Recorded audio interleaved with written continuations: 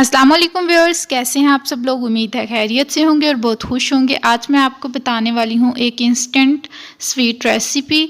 जब भी आपके घर में मेहमान आने हों तो आप जल्दी से ये बना सकते हैं। लो बजट भी है।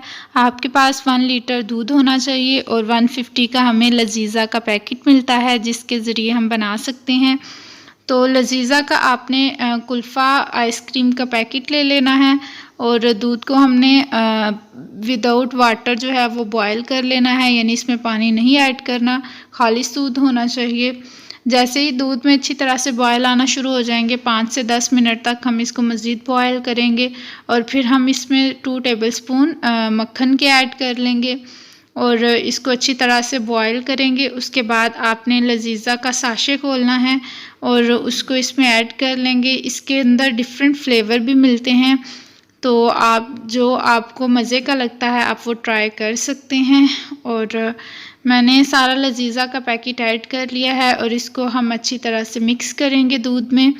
हम इसमें कोई भी अपने से चीज़ नहीं ऐड कर सकते क्योंकि इसमें ड्राई फ्रूट्स भी हैं और चीनी भी इसी के अंदर है, हमें खुद से चीनी ऐड करने की ज़रूरत भी नहीं है। लजीज़ा पैकेट ऐड करने के बाद हम 10 मिनट तक मज़ीद इसको पकाएंगे। आपने आंच जो है वो लो मीडियम कर लेनी है और इसको पकाते रहना है अच्छी तरह से।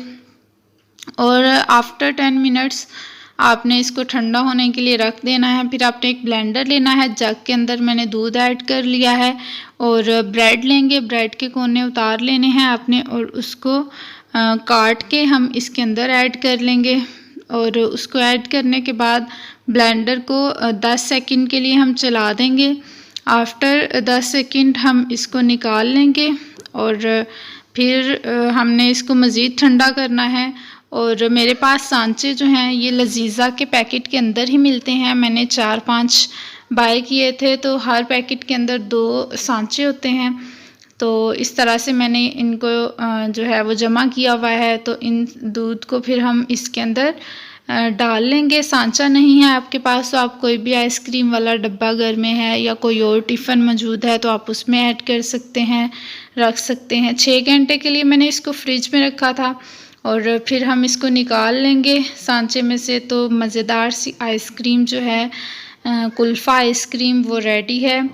और इसके ऊपर आप फ्लेवर के लिए जो है वो लाल शरबत ऐड कर सकते हैं।